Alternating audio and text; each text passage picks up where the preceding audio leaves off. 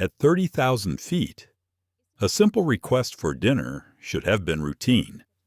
But what happens when that request is met not with service, but with silence, and worse, with prejudice? What if the person being denied wasn't just another passenger, but the very scientist whose invention fed the entire airline industry? On Flight 482, Dr. Maya Ellington, a woman of quiet strength and brilliance, asked for the same meal as those around her. Instead, she was lied to, dismissed, and threatened.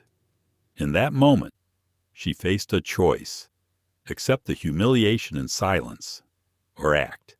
What no one on that plane realized, not the smug attendant, not the dismissive purser, not even the CEO asleep in his London penthouse, was that Maya Ellington carried within her the power to bring their billion-dollar empire to its knees.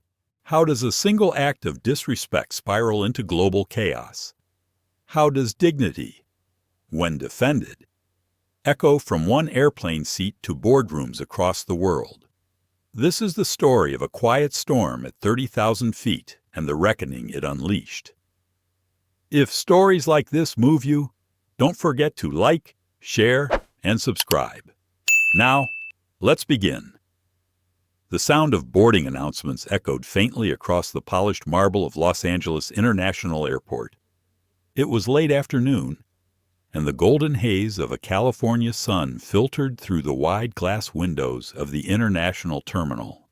Travelers rushed past in every direction, luggage wheels humming over the tile, voices a patchwork of languages blending into the chaotic music of transit. In the midst of it all, Dr.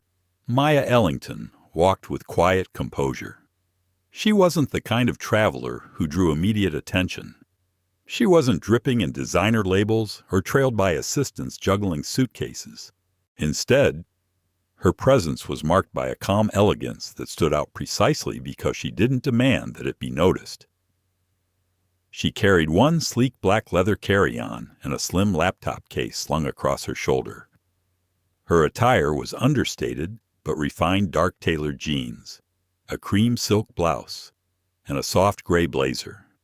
Her hair, long and textured, was gathered neatly into a low bun that spoke of both practicality and grace. At 39, Maya Ellington had built a life of substance.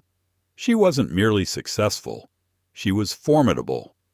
The founder and CEO of Nutrivita Systems, her biotech firm had quietly revolutionized global food preservation with a proprietary process that had changed the way perishable meals were stored and transported. Airlines, luxury cruise lines, and international hotel chains depended on her company's technology. They didn't advertise it, but behind every elegantly plated meal served thousands of feet in the air or hundreds of miles from a port was her science. Without Nutrivita's system, their luxury menus would collapse into soggy mediocrity. Yet as she moved through the terminal toward her gate, she looked like any other professional woman embarking on a long journey. That was how Maya preferred it. Her power didn't live in appearances. It lived in patents, contracts, and the quiet certainty that her work had reshaped industries. Still, she liked being invisible sometimes. It gave her space to observe, to think, to breathe. Her destination today was Paris. The flight was a non-stop across the Atlantic, a little under 11 hours. She had been invited to give the keynote at a major food technology conference, a recognition of both her scientific innovation and her growing influence in international business circles. But it wasn't just work that drew her to Paris. Maya had promised herself a few days afterward to wander the galleries she loved, to stand again before Monet's lilies and Chagall's stained glass, to lose herself in art before the demands of running a company swallowed her whole once more. By the time she reached the first-class boarding lane, the terminal had grown busier, a tide of travelers clustering around the gate agents. Maya presented her boarding pass with a polite smile, and the attendant scanned it quickly, wishing her a pleasant flight. She thanked them softly and stepped into the jet bridge. The moment she entered the first-class cabin of Atlantic Skyways Flight 918, she felt the shift in atmosphere. The hum of the aircraft was muffled, the lighting soft, the air scented faintly with something floral and expensive. The seats weren't really seats at all, but private pods, each with its own sliding door, designed to cocoon passengers in luxury.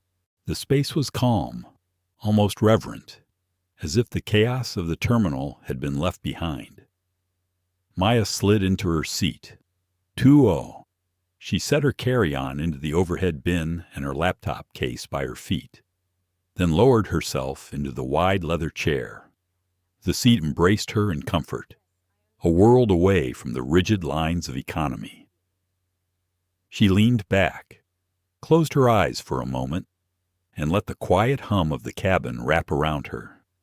For the first time in 3 days, she exhaled without tension in her shoulders. The past week had been relentless.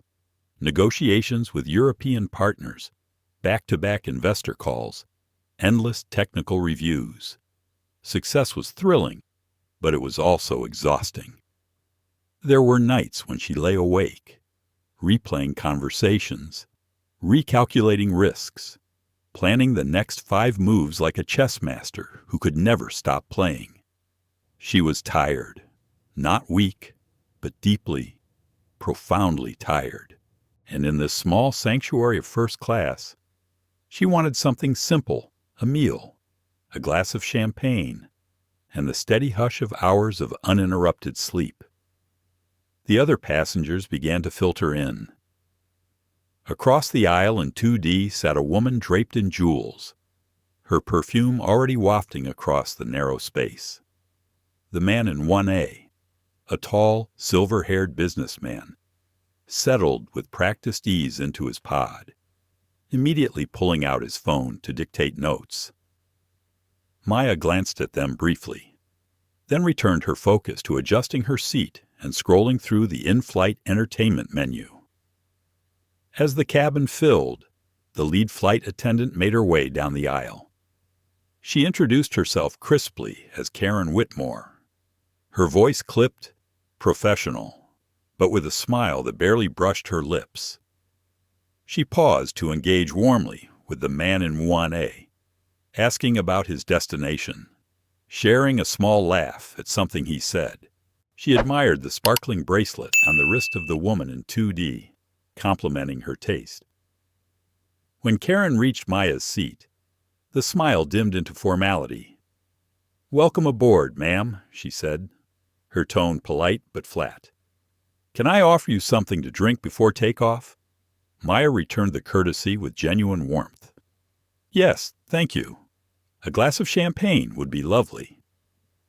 Karen gave a small nod, almost perfunctory, and moved on without another word.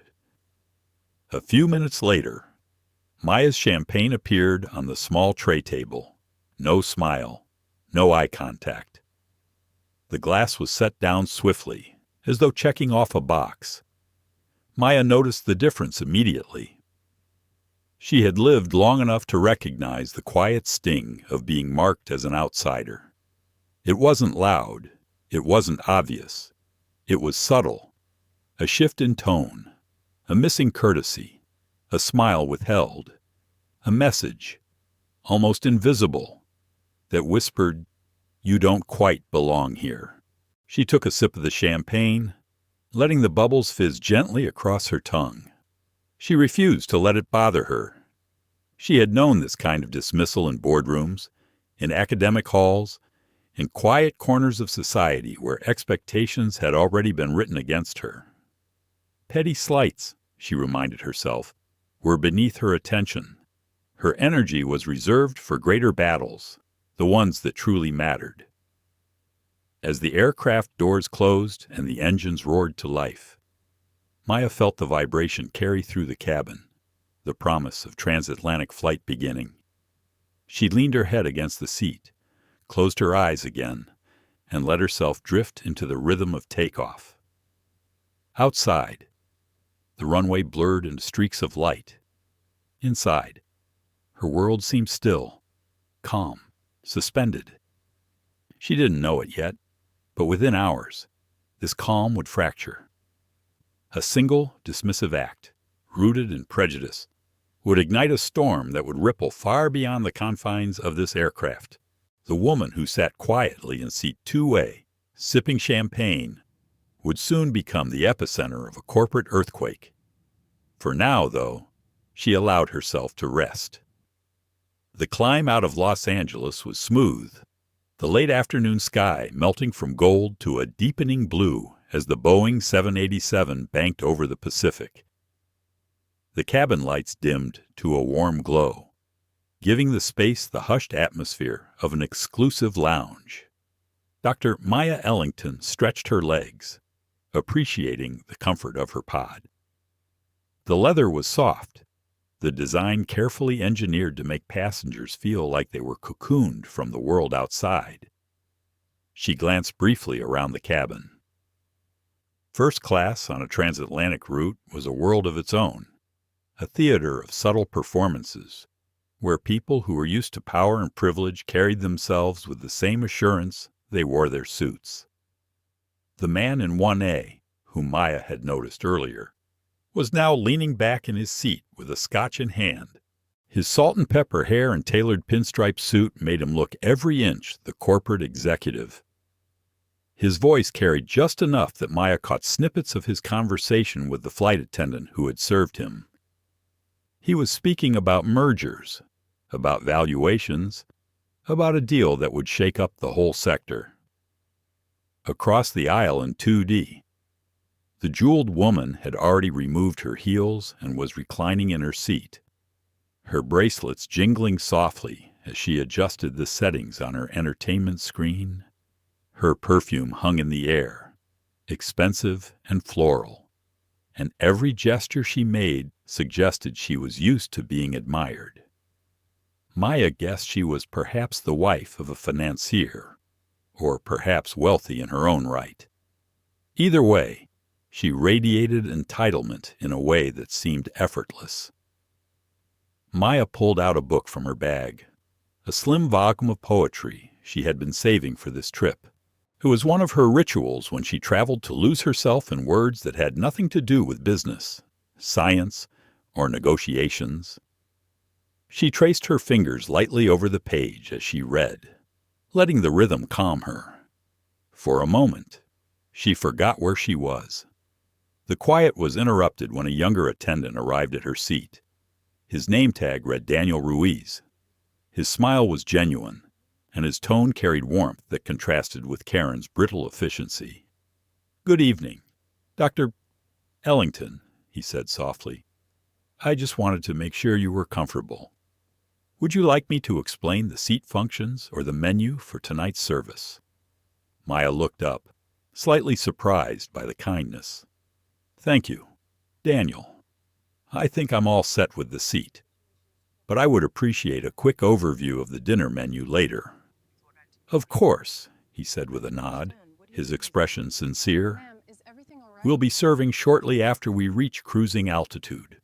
If you need anything in the meantime, please don't hesitate to let me know." When he left, Maya felt a faint smile tug at the corners of her mouth. She had learned to notice these small moments of humanity in service encounters because they often illuminated the deeper truth of the environment. Daniel was kind without effort. Karen, on the other hand, had already established her chilly distance. It was like standing in sunlight and shadow at the same time. As the plane leveled out, the seatbelt sign switched off with a soft chime. Passengers moved slightly, stretching, reaching for magazines or headphones. Karen reappeared, moving down the aisle with the practiced stride of someone who had done this routine countless times. Her blonde hair was tightly lacquered, and her expression carried that air of forced politeness that never quite reached her eyes. When she stopped at the businessman in 1A, her demeanor changed completely. She leaned in, her smile wide and engaging. "Another scotch for you, Mr. "Harper," she asked, her voice lilting almost playfully. "Yes, please. Make it neat," he said, and she laughed lightly at something he added about the long night ahead. Karen then turned to the woman in 2D, admiring her jewelry with open appreciation.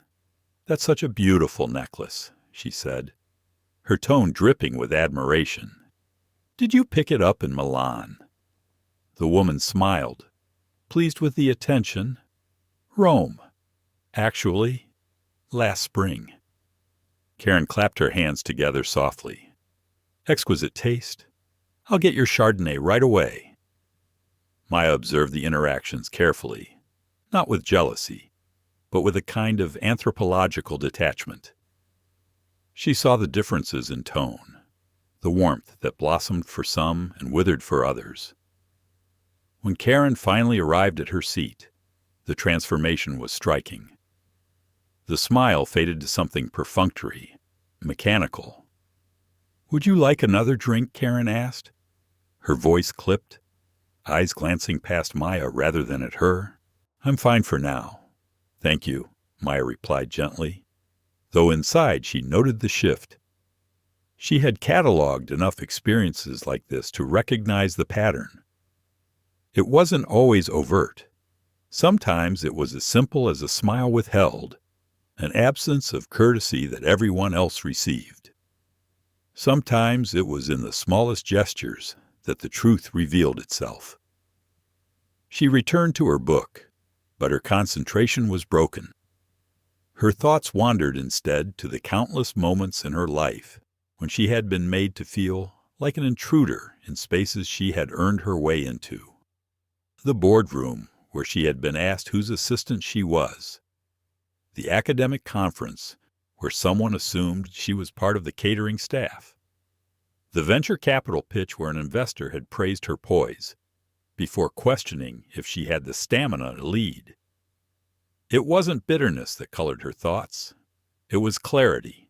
She had spent years learning how to stand her ground without raising her voice, how to prove her worth again and again in a world that seemed determined to underestimate her. Dinner service began with the clinking of cutlery and the faint aroma of food drifting from the galley. Daniel returned, this time with a menu printed on heavy paper, embossed with the airline's logo. He explained the choices with the same polite warmth he had shown earlier: a citrus-glazed salmon, a prime rib with rosemary juice, or a wild mushroom truffle risotto. Maya's eyes lingered on the salmon. It sounded light, refreshing, the perfect complement to a long flight where sleep was as valuable as the meal itself. She folded the menu neatly and placed it on her tray, ready for when Karen would return to take her order. Around her, conversations ebbed and flowed. Mr. Harper in 1A was still talking business, his voice carrying above the hum of the engines. The woman in 2D was laughing at something Daniel had said, her bracelets jingling like bells. Maya felt herself settle into the rhythm of the cabin, though there was an undercurrent of unease she couldn't shake. It was subtle, like the tension in a room before a storm, the kind of feeling you could almost dismiss, but not quite. Something in her told her this flight would not be the quiet retreat she had hoped for. Something told her the calm surface was only a mask, and beneath it, a confrontation was waiting. She closed her eyes briefly, centering herself with a deep breath. Whatever was coming, she would meet it with the same strength she always had, not with rage, not with noise, but with the quiet, unshakable force of a woman who knew exactly who she was. The stage was set. The players had all taken their places. The curtain was about to rise. The cabin had settled into a soft rhythm. The hum of the engines a steady backdrop to quiet conversations and the faint rustle of magazines. Dr. Maya Ellington had finished her champagne and returned to her book. Though her eyes wandered more often to the people around her than to the page in front of her, she had always been a keen observer, trained by years of noticing details that others overlooked, details that often revealed more truth than what was spoken aloud. Karen returned with the confidence of someone who believed the cabin was her stage. She carried a tray of drinks, smiling at Mr. Harper in 1A as though they were old friends.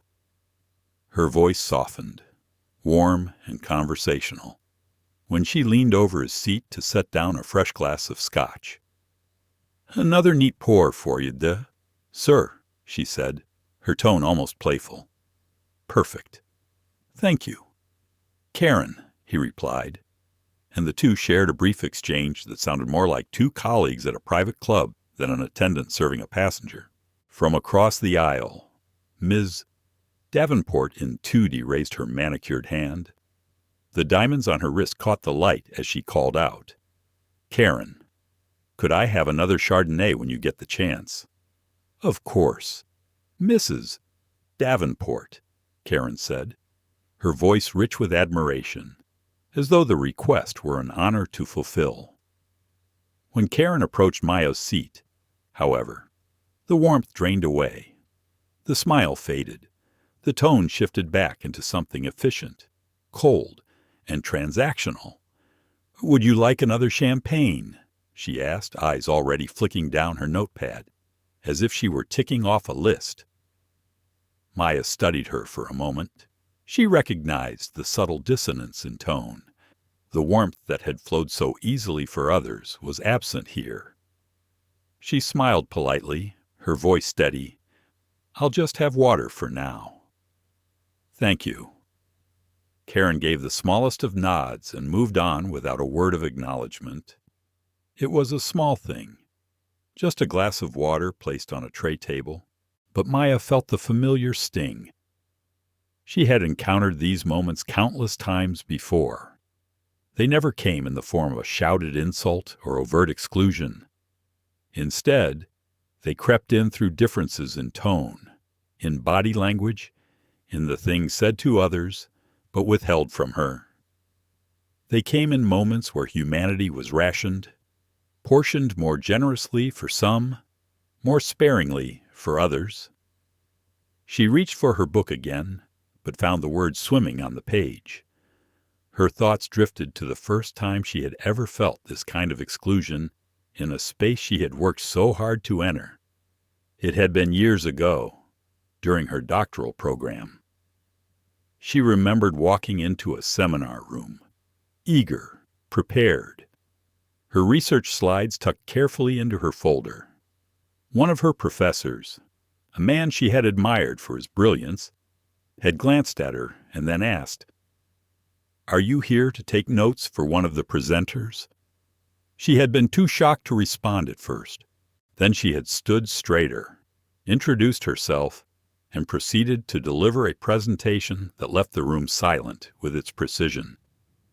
Still, the sting of that assumption had stayed with her. It was the same sting she felt now, subtle but sharp, reminding her that no matter how high she climbed, there were always those ready to question her presence. The clinking of cutlery from the galley signaled the approach of meal service. Daniel returned, moving gracefully down the aisle, his smile steady and kind. He stopped at Maya's seat, holding a menu. "We'll be taking dinner orders soon," he said. "Did you have a chance to look at the menu earlier?" "Yes," Maya said, grateful for the genuine tone in his voice. The salmon sounded wonderful. "Excellent choice," Daniel replied, jotting it down with a nod. "I'll confirm when we begin service." When Karen arrived minutes later with her notepad, the difference in tone was striking. She leaned warmly toward Mr. Harper, laughing at his joke about preferring prime rib as rare as his patience. She lingered with Ms. Davenport, complimenting her again on her jewelry before accepting her order for the salmon. Then she turned to Maya. The smile faded. The warmth drained. The pen hovered above the notepad. "And for you," Karen asked. Her voice clipped. "The citrus glazed salmon, "Please," Maya said, her voice clear. Karen paused, her eyes flicking up for the first time to meet Maya's. There was no warmth there, only a flat, dismissive stare. "I'm afraid we're out of the salmon," she said, her tone carrying a finality that felt rehearsed. Maya blinked, surprised. "Oh," she said evenly. "In that case, the prime rib, medium rare." Karen shook her head slightly, her lips tightening. "Those are all spoken for as well. The only option remaining is the mushroom risotto." A flicker of confusion crossed Maya's face. It was unusual for 2 of the 3 entrees to be gone so early, especially for someone seated in the second row of first class. Airlines overstocked meals in premium cabins precisely to avoid such disappointments. It wasn't just improbable, it was nearly impossible. "Really," Maya said, her voice calm, measured. "You're out of both salmon and prime rib." "They've been very popular tonight," Karen replied, her tone cooling further, as though Maya's question itself were an imposition. Before Maya could respond, Daniel passed across the aisle to Mrs. Davenport. Maya heard the woman's voice clearly. "The salmon sounds divine." "I'll have that." Daniel nodded, writing it down without hesitation. "Of course, Mrs. Davenport." Maya felt the knot form in her stomach, cold and heavy. This was no longer subtle. This was deliberate. She turned back to Karen, her gaze steady. "The passenger in 2D just ordered the salmon," she said, her tone even. Karen didn't flinch. Instead, her expression hardened. "She had a pre-order," she said flatly. "It was reserved for her." Maya recognized the lie instantly.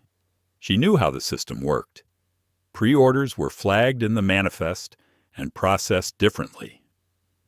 The attendant would have acknowledged it at the start of service, not taken it down as if it were a regular order. She considered her words carefully. She could feel the eyes of the cabin turning toward her, curiosity pricking at the silence. She could sense Mr. Harper in 1A shifting in his seat, pretending to look out the window but clearly listening. She could feel Mrs.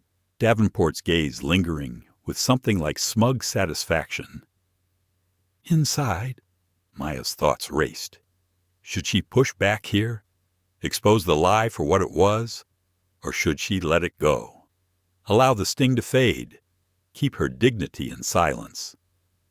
She thought of all the times she had been told not to make trouble, not to push too hard, not to risk being labeled difficult. The words hovered at the edge of her lips. She swallowed them down, forcing herself to breathe. She wouldn't let anger dictate her next move. She wouldn't give Karen the satisfaction of seeing her lose composure. Instead, she spoke with calm precision. "I see," she said quietly. "In that case, I'll pass on dinner." Karen's pen stilled, and for the first time a flicker of irritation crossed her face. She wanted Maya to accept the risotto, to accept the choice she had been given. Maya's refusal was not defiance in volume, but in silence. "Very well," Karen said sharply, scribbling something onto her pad before moving on. Maya picked up her book again, her hand steady, though the words blurred once more. The humiliation sat heavy in her chest. She could smell the salmon wafting from the galley, soon to be plated for someone else, someone whose presence was never questioned. The meal service moved forward around her, but for Maya, the cabin had shifted. The warm cocoon of first class had fractured, revealing the fault lines beneath. This wasn't about food. It never had been. It was about belonging, about who was granted dignity and who was denied it. She closed her eyes briefly, steadying herself. She would not give them her anger, but she would not forget this moment either. The storm had begun. The scent of roasted garlic and buttered bread floated through the cabin as dinner service officially began. Trays clinked softly. Silverware chimed against porcelain, and the hushed luxury of first class transformed into a stage for quiet indulgence. Plates of prime rib gleamed under warm cabin lights. Salmon fillets shimmered with citrus glaze, and the risotto, creamy with truffles, carried a heady aroma that wafted from the galley.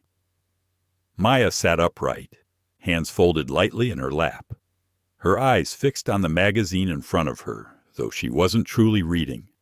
Every sound seemed magnified. The scrape of a knife, the pouring of wine, the hum of polite conversation. She heard the soft laugh of Mrs. Davenport as Daniel placed a perfectly cooked salmon fillet in front of her. The fragrance rose immediately, filling the space between them like a quiet mockery. Maya's stomach tightened. She wasn't angry at the food itself, but at the blunt lie that had been wrapped around its delivery. Her eyes flickered toward Daniel, who glanced quickly in her direction. For the briefest moment their gazes met. His carried something unspoken, an apology, a recognition, but he was bound by hierarchy, tethered by the authority of the purser and the lead attendant. His silence wasn't complicity. It was survival.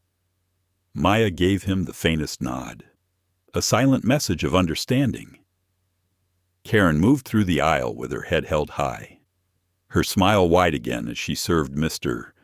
Harper his plate of prime rib, steaming and fragrant. He chuckled, making some offhand comment about how he hadn't eaten this well since his last board retreat. Karen laughed with him, patting his shoulder lightly before gliding away. When she reached Maya's seat, she didn't pause.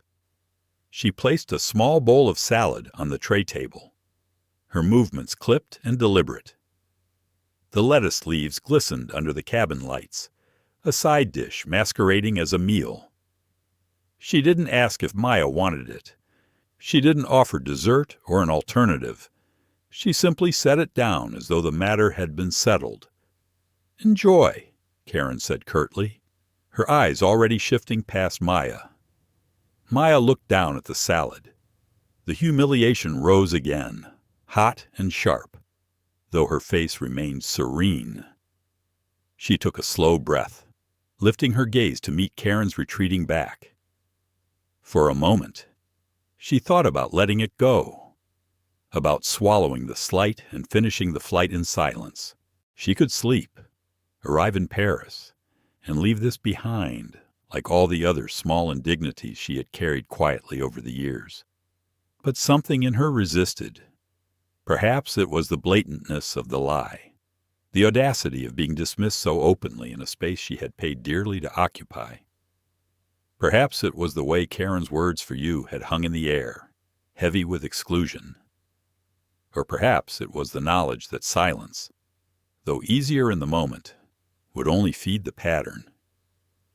She placed her hands gently on the tray table and pushed the salad aside. Then she pressed the call button. The soft chime cut through the cabin. Heads turned.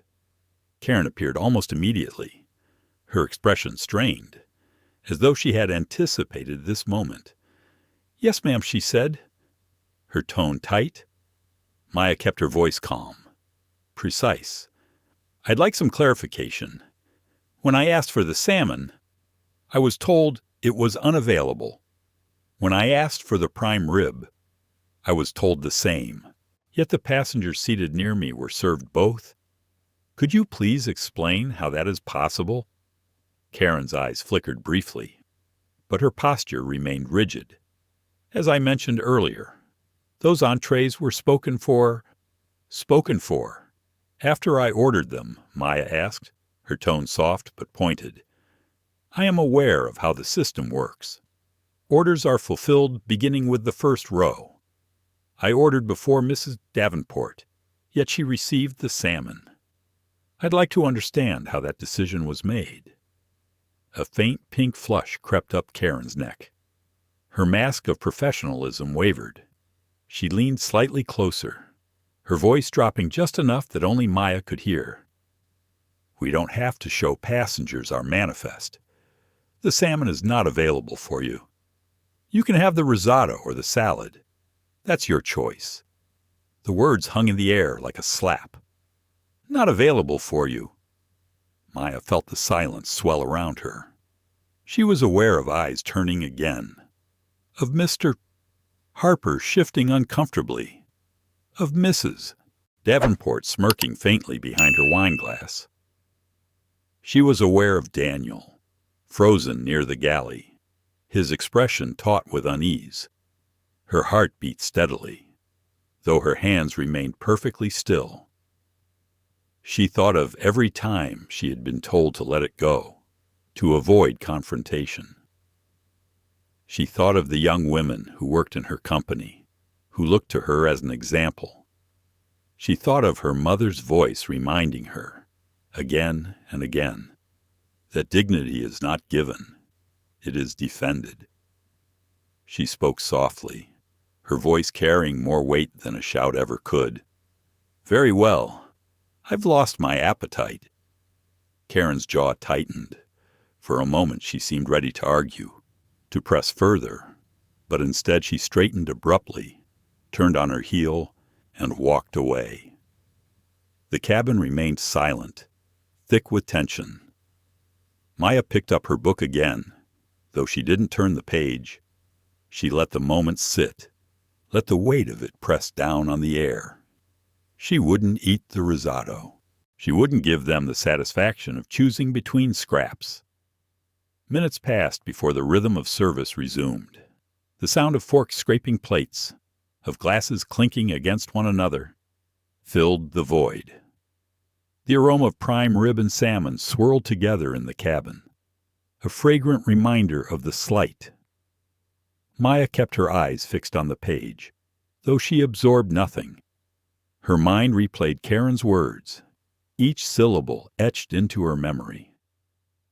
When Daniel returned later to clear empty plates, he paused by her seat. His voice dropped low, his eyes carrying genuine regret. "Dr. Ellington," he said quietly, "can I get you anything at all? A cheese plate, dessert, something."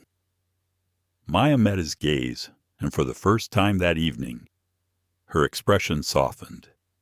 "Thank you, Daniel. That's kind of you. But what I'd like is to speak to the purser." Daniel's eyes widened slightly, but he nodded without hesitation. "Of course. I'll get him right away." He disappeared into the galley, and moments later returned with a man in his early 50s. The purser, Charles Grant, wore the weary confidence of someone who had managed countless flights. His smile was smooth, practiced, the kind that had been used to placate 1,000 passenger complaints.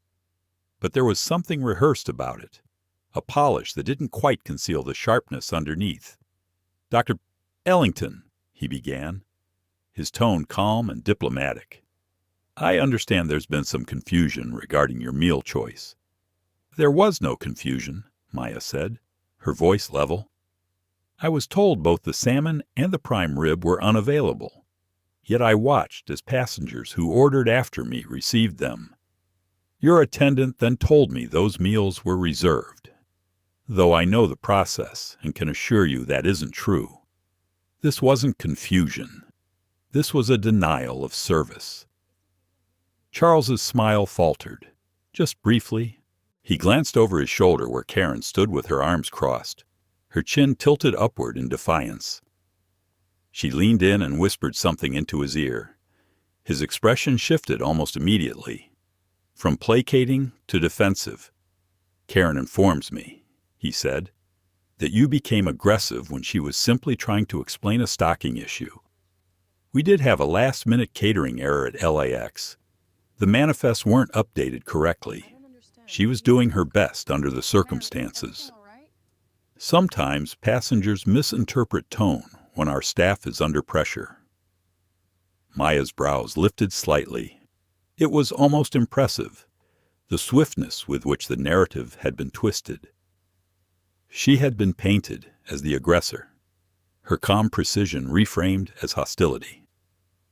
"I was not aggressive," she said, her enunciation sharp, deliberate. "I was clear, and the catering error is a new explanation. A moment ago, it was a pre-order. The story seems to change, depending on the moment." Charles's smile thinned, his patience wearing. "The meal service is over. Dr. Ellington, I suggest we move forward and allow you to enjoy the rest of your flight." Her jaw tightened. He wasn't just dismissing her complaint. He was warning her. The wall had been built, brick by brick. Karen's lie, Charles's defense, the suggestion of her aggression. It was more than bias now. It was gaslighting. It was intimidation. Maya sat back slowly, her hands folding neatly in her lap. She had made her case. They had made their wall.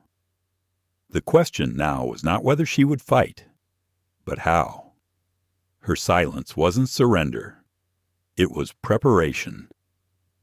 The hum of the aircraft carried on, indifferent to the storm brewing in the first-class cabin. Plates clattered softly as they were cleared, glasses of wine refilled, and yet around Maya's seat there lingered a tension that refused to dissolve. The denial of dinner had transformed from a small slight into a public wound. Maya remained composed, but beneath her calm exterior, her mind pulsed with precision. She had spoken plainly. She had laid out the facts. And yet the response had been lies stacked on lies, each one delivered with a veneer of authority. Karen stood tall in her corner, her arms crossed, eyes flashing with quiet triumph. Charles loomed beside her, his polished authority now sharpened into a weapon of dismissal. "I want this documented," Maya said evenly, her voice low but carrying. "I want my complaint entered as an official record of discriminatory service." Charles's eyes narrowed, though his smile did not falter. "Dr. Ellington, I assure you, all service issues are noted appropriately in the flight report. We will include your feedback." Maya tilted her head slightly, her gaze unwavering. Feedback is what one leaves about a lukewarm entrée or a delayed beverage. What occurred here was not poor service. It was deliberate. It was discriminatory. And I want the record to reflect that. Karen shifted uncomfortably, her composure beginning to crack. A faint red climbed her cheeks, though her lips curled into something close to a smirk. Charles cleared his throat, his tone edging toward warning. "Our crew has the authority to make judgment calls under pressure," he said. "From what I understand, Karen followed procedure as best as possible, given the catering limitations. Sometimes passengers take offense where none was intended." Maya exhaled slowly. There it was again, the neat reframing of bias as a misunderstanding, of prejudice as procedure, of insult as accident. She had seen this tactic before, in boardrooms where her competence was questioned, in interviews where her success was attributed to luck rather than skill. She knew the shape of this dance, and she knew how dangerous it was to let the narrative take root. Her voice sharpened slightly, still quiet but laced with steel. "There is nothing procedural about telling me that entrees are unavailable and then serving them to others who ordered after me. That is not a mistake. That is not a limitation. That is a choice made by your lead flight attendant, supported now by you." Charles's practiced smile faltered again, and for the briefest second, the mask slipped. There was irritation there. Not the irritation of a man defending truth, but of one defending control. "Dr. Ellington," he said, his voice lower now, more forceful. "We need to keep perspective. This is, after all, about a meal. I suggest we not escalate this further. The captain is occupied with flying the aircraft, and we would not disturb him over something as minor as dinner service. Maya's jaw tightened. She leaned forward slightly, her eyes cutting into his.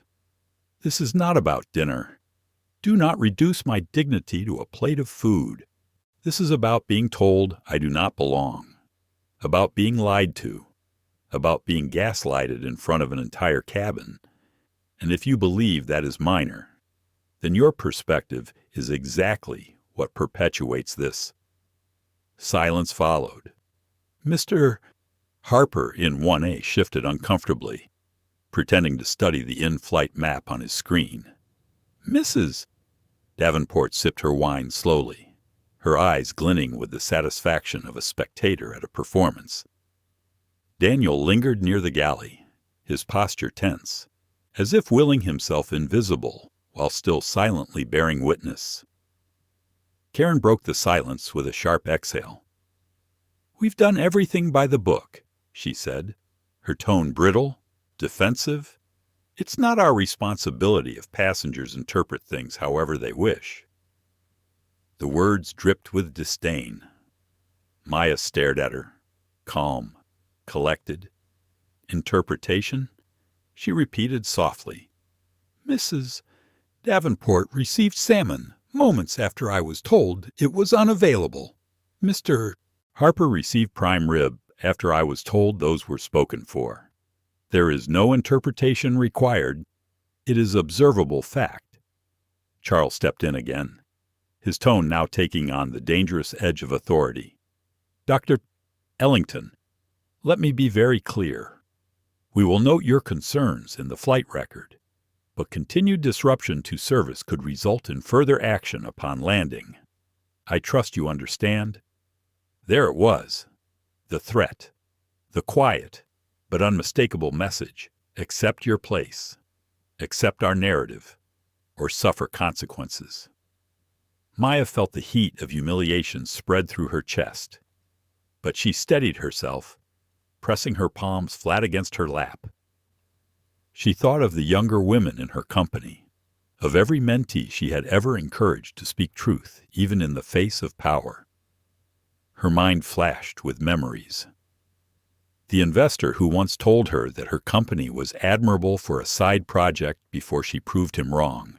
The professor who doubted her thesis until it was published in a leading journal. The countless times she had been underestimated, dismissed, reduced to something smaller than she was. And each time, she had answered not with rage, but with clarity. She could feel her pulse in her throat, a steady drumbeat. She could raise her voice now. She could unleash the anger that burned beneath her calm. But she knew how quickly that would be used against her. She could already imagine the words disruptive, aggressive, uncooperative. Words that would stain her name in a report. Words that would ripple into how she was perceived by those who never witnessed the truth. No, she would not give them that. She would not hand them the weapon to wound her further. Instead, she leaned back slowly in her seat, her eyes never leaving Charles's. Her voice came soft, controlled, almost quiet enough to be missed, but carrying the weight of iron. I understand perfectly, she said. Thank you for clarifying where you stand. Charles's expression flickered, uncertain whether he had won or lost. He gave a short nod, then turned back toward the galley with Karen in tow. Together they walked away, their backs straight, their postures stiff with the satisfaction of people who believed they had reasserted control. Around Maya, the cabin slowly resumed its rhythm. Glasses clinked again. Forks scraped plates. Laughter bubbled faintly from Mrs. Davenport's corner. Yet the atmosphere was no longer the same. Something had cracked open. Every passenger in that small, enclosed world had seen the fracture. They had witnessed not just a service dispute, but the quiet stripping of dignity. And whether they admitted it or not, they felt its weight. Maya sat in silence, her hands folded, her eyes fixed on the dark screen in front of her. She had spoken. She had been dismissed. She had been threatened. The wall was complete now, fortified by lies, arrogance, and authority. But what Charles and Karen did not know was that Maya had never lost a war fought in silence. Her silence now was not surrender. It was calculation. The salad remained untouched on the tray beside her, the limp lettuce wilting under the cabin's controlled air. The scent of salmon and rosemary wafted stronger from across the aisle. But Maya did not let her gaze wander. She closed her eyes briefly, breathing deeply, letting the humiliation settle into something colder, denser, not rage, resolve. They had written their story. Soon, she would write hers. The cabin lights had dimmed into the soft hues of evening, a simulation of twilight designed to lull travelers into sleep as the plane cut silently through the sky. Most passengers had settled into their meals, their conversations hushed, their gestures slower with the weight of wine and fatigue. To anyone passing by, it looked serene, the quiet luxury of transatlantic travel in full effect. But inside Maya Ellington's seat, serenity was an illusion. Beneath her calm exterior, her mind churned like a storm just beyond the horizon. She had spoken the truth. She had been dismissed, lied to, threatened.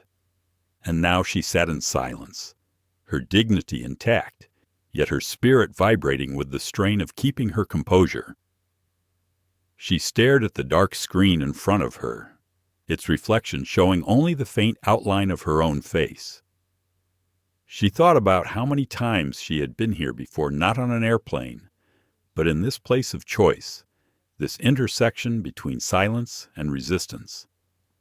Her thoughts drifted back years, to a seminar hall during her doctoral studies. She had stood at the podium, her research meticulously prepared, her slides sharp and precise, and then, just before she began, she had heard the whispered comment from the back of the room. "Does she even belong here?" The words had pierced her concentration, but she had delivered anyway, each sentence sharper than the last. By the end, the whisperer had been silent, but the echo of his doubt had remained with her.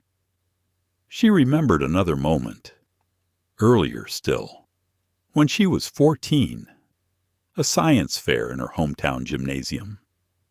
Her project, a homemade water filtration system, had been judged by a panel of men in neatly pressed suits. They had looked at her work with a patronizing smile, one of them remarking, "Ambitious, isn't it? For someone so young." Yet when the results were announced, her project had taken first place, and the same man had shaken her hand with a forced smile. She had learned then that brilliance alone was not enough. One had to be unshakable. On this flight, the challenge felt sharper, because it wasn't about proving her intellect. It was about proving her right to exist in a space she had already paid for, earned, and deserved. The denial of a meal was trivial on the surface, but beneath it was the deeper message that her presence was negotiable, and that she could not accept. She closed her eyes, leaning her head against the seat. A voice in her mind whispered what she had heard too many times. "Don't make it worse. Don't be the angry black woman. Keep your head down. Get through the flight." She knew that narrative well, the one that demanded silence as the price of peace. But another voice rose within her, stronger, steadier.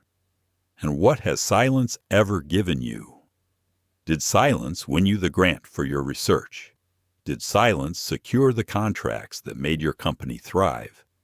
Did silence stop them from questioning if you belonged in the boardroom?" Silence had protected no one but those who had sought to diminish her. Her fingers tapped lightly against her armrest, a slow rhythm that matched her pulse. She breathed deeply, her chest rising and falling with control. She would not shout. She would not lose herself in anger. But neither would she allow this to pass unnoticed. From the corner of her eye, she caught Daniel watching her again. His gaze carried concern, though he looked away quickly when Karen swept past him. Even his kindness reminded her of the stakes. There were always those who saw, who knew the truth, but who lacked the power to intervene. How many Daniels had she known in her life? People who witnessed injustice but stayed silent out of fear. People who bore the weight of knowing but did not act. She would not be one of them. Her thoughts shifted to her company. Nutrivita Systems. It had taken her years to build it. Brick by brick. Contract by contract. The patents were hers. The innovations were hers. And every airline that served gourmet meals on long-haul flights, including this one, relied on her technology. Without it, their promise of luxury at 30,000 feet collapsed into mediocrity. They depended on her, though they didn't even realize it in this moment. That thought settled in her like a stone, heavy but grounding. Power was not always loud. Sometimes it was quiet, unseen, waiting until the exact moment it needed to be revealed. They believed she was powerless in seat 2A. They believed they could deny her without consequence. But she knew better. Her mind flickered with possibilities. A complaint to customer service pointless. It would vanish into corporate bureaucracy, written off as exaggeration. A confrontation with Karen. Already done, already twisted against her. A demand to see the captain denied. No. The only action left was the one only she could take. One that would ripple far beyond this cabin. Still, she hesitated. She wasn't reckless. Every decision had consequences, and she weighed them carefully, as she always did. Would action here make her look vindictive? Would people accuse her of overreacting? Was it worth igniting a storm over a single dinner service? She pressed her lips together, closing her eyes again. Then she imagined a future flight. A young woman who looked like her sitting in a similar seat, facing a similar slight. Would silence now protect that woman, or would it guarantee that the cycle continued? No, silence was not an option. Maya opened her eyes, the calmness in her expression belying the fire in her chest. She reached for the glass of water on her tray and took a measured sip, as though nothing had changed. Around her, passengers continued eating, laughing softly, sipping their wine. Karen passed again, her smile wide for Mr. Harper, brittle for everyone else. Charles remained near the galley, his posture firm, his authority radiating through the aisle. They thought the matter was over. They thought they had silenced her. They had no idea the decision forming inside her. Maya lowered her glass and placed it gently back on the tray. Her fingers lingered for a moment, steady, deliberate. Then she picked up her phone from the side pocket of her seat. The satellite Wi-Fi symbol glowed faintly in the corner of the screen. It wasn't fast, it wasn't cheap, but it was all she needed. Her hands were calm as she unlocked the device. Her fingers moved across the screen with the precision of a surgeon. She wasn't writing out of anger. She was writing with the clarity of someone who had measured the variables, run the calculations, and decided on the most effective response. She drafted a message to her COO, Jordan Lee. Short, precise, irreversible. The kind of command that could shift an industry overnight. Her thumb hovered over the send button. For a brief moment, she hesitated. She thought of the fallout, the chaos, the countless employees of Aerodyne Global who had nothing to do with this moment, but who would feel its impact. She thought of the boardrooms that would shake, the stock prices that would tumble, the passengers tomorrow who would not be served as promised. Her chest rose with another deep breath.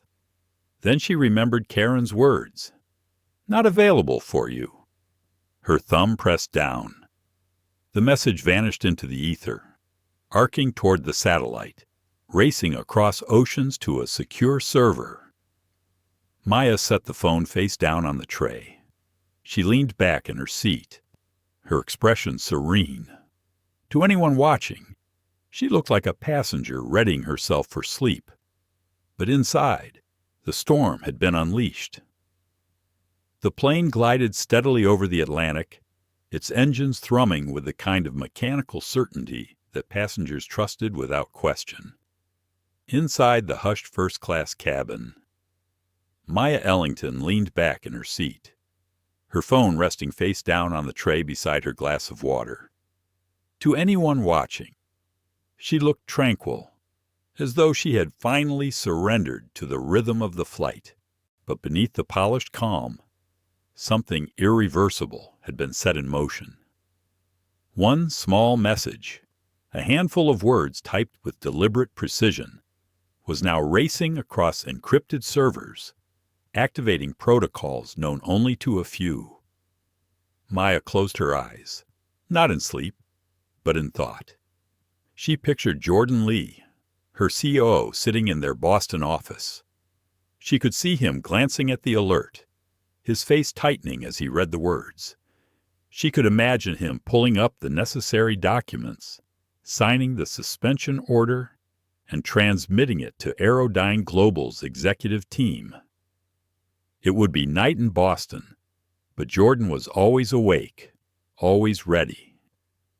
He had been her partner since the earliest days of Nutrivita Systems, and he knew exactly what to do. In her mind, the dominoes began to fall. The supply chains Aerodyne had built were intricate, vast, dependent on her patented preservation technology. At midnight GMT, the handshake key that validated their use of Nutrivita's NutriSeal system would expire. Without renewal, every oven, every storage pod, every transport container would fail. Food that was meant to last 72 hours would degrade in less than 12. Premium meals prepared for first-class cabins across 4 continents would spoil in minutes. Maya opened her eyes again. The cabin was unchanged. Daniel moved quietly through the aisle, collecting dishes with his steady smile, though his eyes flickered toward her with concern. Karen swept past, her spine stiff, her chin high, the satisfaction of her earlier victory still etched into her expression. Charles remained by the galley, his posture rigid, his authority radiating outward like a shield. None of them knew what had just been set in motion. None of them understood that the woman they had dismissed as powerless held the threads of their industry in her hands. She reached for her book again, flipping to a random page. She didn't read. The words blurred. Instead, she thought of her mother, who used to tell her, "The world won't always recognize your worth. Maya, sometimes it will try to erase it. But your power isn't in their recognition. It's in your refusal to be diminished." Far below, in a kitchen at JFK Airport, an Aerodyne Global technician frowned at his screen. A transport pod had just flashed an error message, "License invalid." He tried again, resealing the lid. The pod refused. The chilled salmon fillers inside sat exposed to the air. The technician muttered under his breath, resetting the system.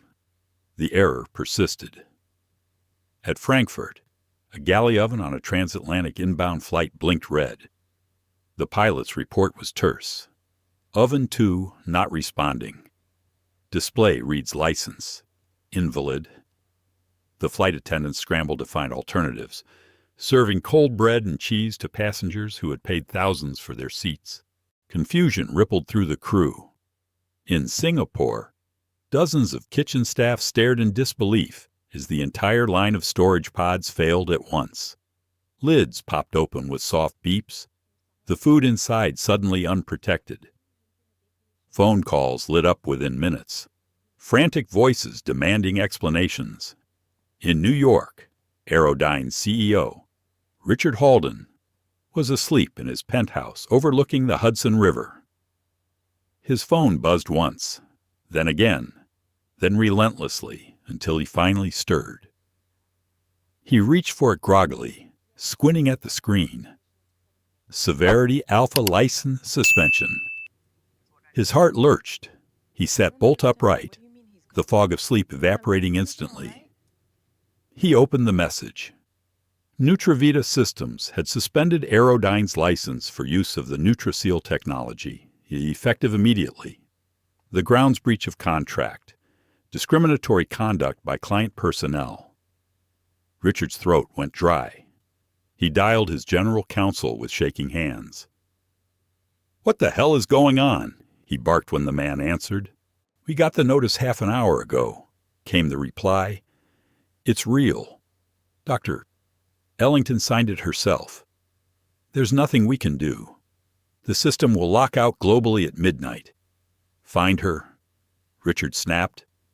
"Where is she?" "She's on a Global Skies flight, LA to Paris. She's unreachable," Richard cursed, pacing his room in his silk pajamas.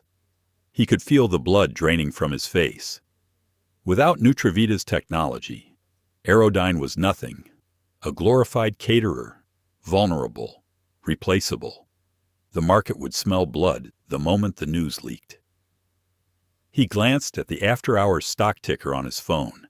It had already begun. Aerodyne was down 10% in pre-market trading. "Get me Jordan Lee," Richard said. "We've tried. He's not taking calls. Then get me Ellington. She won't respond." Richard sank into his leather chair, his mind racing. One woman, one passenger on one flight, had just pulled the pin from a grenade that would detonate his empire. He thought of his shareholders, of the airlines already calling, of the board that would demand his head by morning. He closed his eyes, exhaling shakily. This couldn't be happening. Not like this. Back on the plane. Maya sat serenely, sipping her water. The salad Karen had dumped on her tray remained untouched, the lettuce wilting. Around her, passengers continued with their meals, unaware that the world beneath them was shifting. "Mr.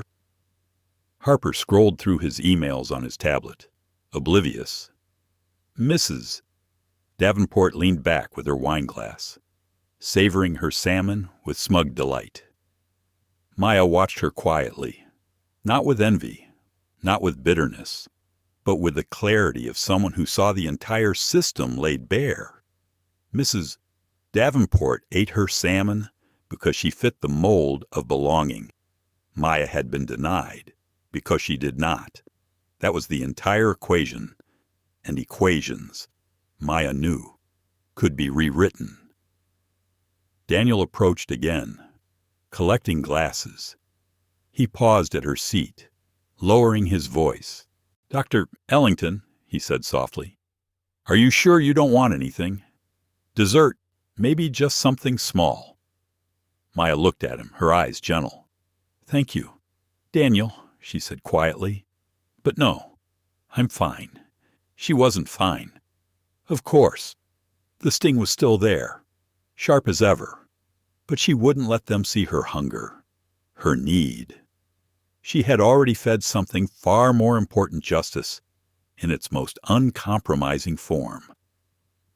The cabin darkened further. The lights dimmed to mimic night.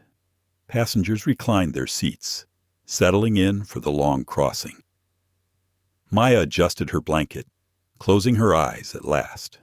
Her breathing slowed, even calm.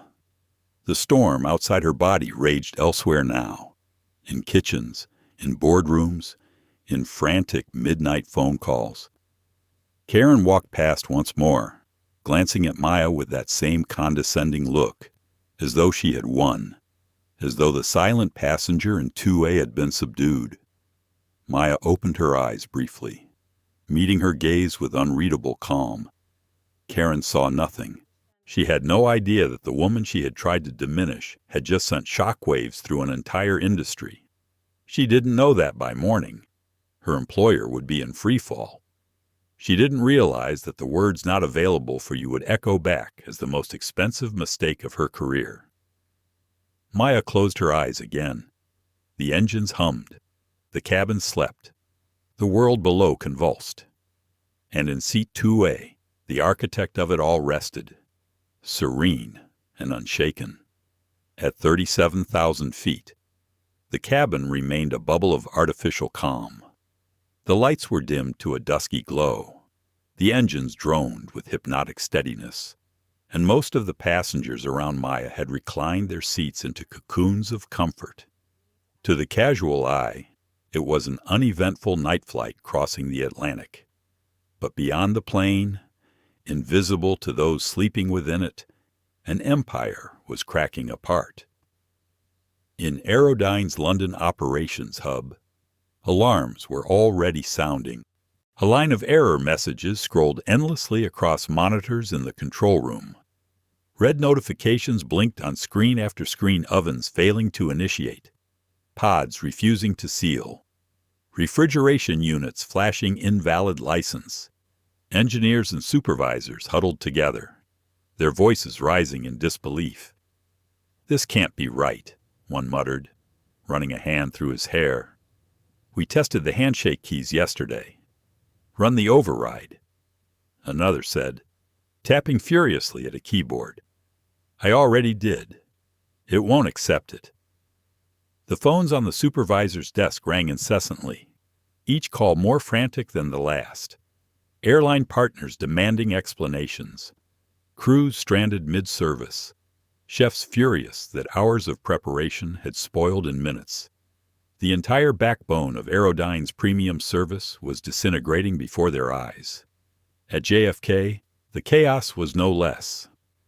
Rows of storage pods popped open in the chilled kitchens, their contents exposed.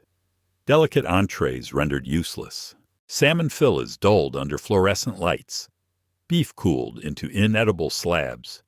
Vegetables wilted into limp heaps. Staff shouted orders, scrambling for alternatives that didn't exist. One manager slammed his clipboard onto a counter, his voice hoarse. "Call the airlines. Tell them we can't board the premium meals. Snacks only. Get something, anything, into those galleys before boarding. But the clients paid for. I don't care what they paid for. Do it." Meanwhile, Frankfurt's control center buzzed with equal desperation. Lufthansa's catering liaison demanded answers, her voice sharp with anger. "We have 6 aircraft in the air right now, all reporting failures. First-class passengers are being told there is no dinner service. Do you understand what that means for our brand?" The Aerodyne manager could barely breathe. He tried to explain, tried to buy time, but every word felt like a stone in his mouth. In Singapore, the scene was apocalyptic. Entire airport kitchens, stocked for long-haul flights across Asia, were inoperable. Frantic workers watched helplessly as meals spoiled in front of them. Tens of thousands of dollars in ingredients wasted. Hours of preparation destroyed. The heat of panic filled the room as executives barked orders that could not be followed.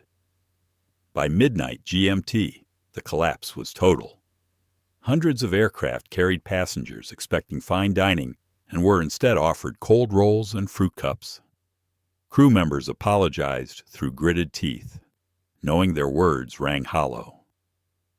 The ripple effect spread instantly onto social media. Passengers posted photos of empty trays, of crew explaining oven errors, of business-class cabins reduced to snack baskets. The outrage was immediate. Hashtags trended across platforms. Angry travelers tagging Aerodyne and its airline clients with furious demands.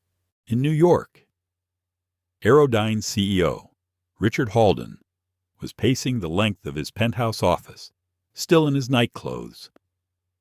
His phone pressed tight against his ear, his voice raw from shouting. "Tell me what we can do," he demanded of his general counsel. "There's nothing. The license is revoked until Nutravita reinstates it. Without their technology, nothing works. Then call Jordan Lee again. Call Ellington. They won't take our calls. She's on a flight. She won't even see a message until she lands." Richard's stomach twisted. The market opened in less than 8 hours. By then, the news would be everywhere. Investors would smell the weakness. Shareholders would revolt. Aerodyne wasn't just facing a bad quarter. They were facing obliteration. He slammed the phone onto his desk and stood before the window, staring at the Hudson River. His reflection stared back, pale, frantic, unrecognizable. For years, he had ruled this industry like a monarch, untouchable. Now, a single passenger on a single flight had set fire to his kingdom. Back on Flight 482, Maya adjusted her blanket, settling deeper into her seat. She wasn't asleep, though her posture suggested she could be. Her eyes remained closed, her breathing slow, but her mind was alive. She imagined the ripple effect, the frantic phone calls, the panicked meetings. She knew exactly how the system would collapse. She had designed it.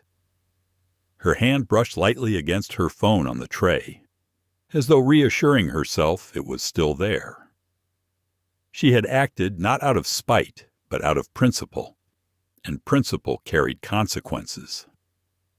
She thought again of the risk, of the collateral damage innocent employees scrambling in kitchens, airline staff caught unprepared, passengers disappointed. But then she remembered the humiliation in Karen's eyes, the smugness in Charles's tone, the smirk of Mrs. Davenport as she enjoyed her salmon. And she remembered the deeper truth if unchecked. Bias became culture. If ignored, injustice became standard. Maya opened her eyes, gazing into the dim glow of the cabin. Karen passed once more, her chin lifted, her eyes sweeping briefly across Maya's seat with a look that was both wary and self-satisfied. She still believed she had won, that she had reduced Maya to silence.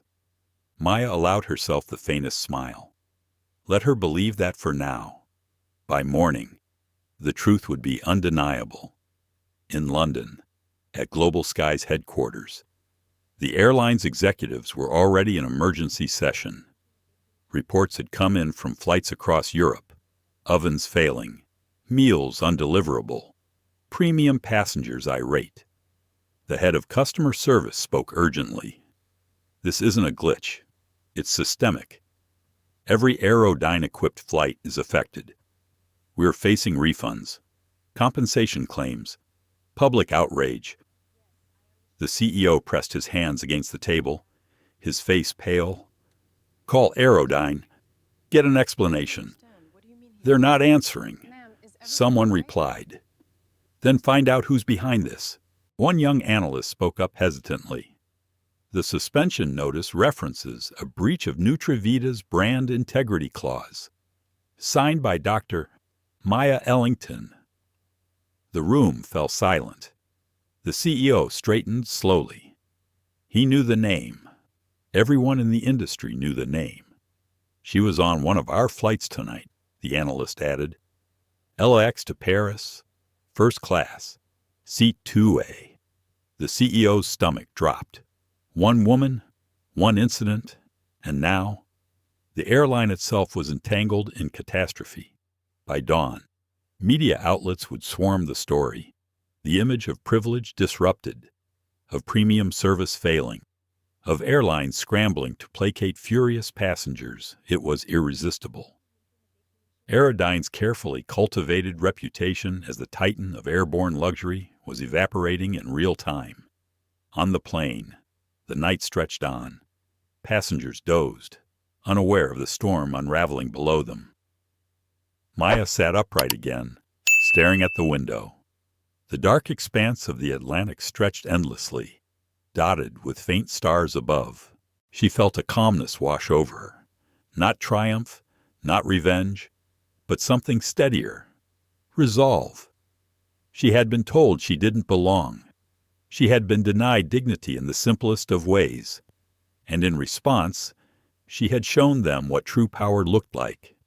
Not in shouting, not in pleading, but in shifting the ground beneath their feet until they realized they stood on nothing at all. The engines hummed on. The cabin slept. And far below, a billion-dollar empire trembled in the dark. The clock on Richard Halden's nightstand read 2:45 me. When he finally gave up on pacing, his penthouse, usually a sanctuary of sleek modernity and calm views of the Hudson River, felt like a gilded cage closing in around him. The phone in his hand vibrated constantly, each new notification a hammer strike against what little composure he still held. His CFO had called twice, his general counsel nearly a dozen times. Airline CEOs were demanding explanations he could not give. Investors were sending frantic messages, and the Aerodyne board of directors was already assembling an emergency call. His empire, the empire he had cultivated for decades, was unraveling in a single night. He stood before the floor-to-ceiling windows, the city glittering below him, uncaring of his panic. His reflection stared back at him disheveled, gray at the temples, silk pajama shirt wrinkled. He looked less like a titan of industry and more like a man staring down his own extinction. "Find her," he snapped into the phone, his voice hoarse. "I don't care how. Track her flight manifest, her hotel reservation, whatever it takes. I need to speak to Ellington before the market opens." "Sir," his assistant replied cautiously, "she's on Global Skies Flight 482, first class. The suspension notice specifically cites that flight. It's personal."